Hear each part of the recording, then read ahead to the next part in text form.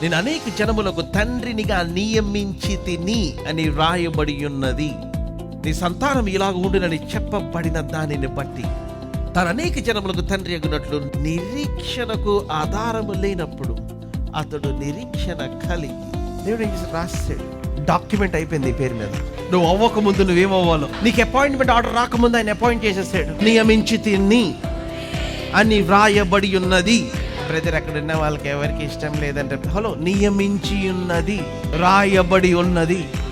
ఇప్పుడు నువ్వు జీవించాల్సిన జీవితం, నేను జీవించాల్సిన జీవితం ఏంటంటే ఆల్రెడీ ఆయన ఏదైతే నియమించాడో, ఏదైతే రాయబడి ఉన్నదో దాన్ని స్వతంత్రించుకోవడానికి if God has appointed, nobody can fight against that appointment.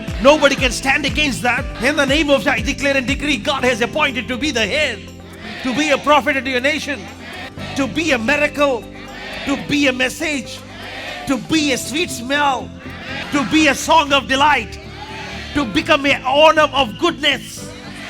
మీరు శుభ సూచికముగా, పచ్చిగా చెప్పాలంటే శుభ శకునం అనుకోవాలి. మా అపార్ట్మెంట్ లోకి ఈ బ్రదర్ వచ్చాడు, మా దాంట్లోకి వచ్చారు, ఇటంతా అన్నీ వచ్చేస్తాయి. ఇప్పుడు దాకా ఎవరికి అమ్మ వీళ్ళు వచ్చారు, ఇక్కడ ఎవరు ఉండకూడదు అనుకున్నారు. No, you better change.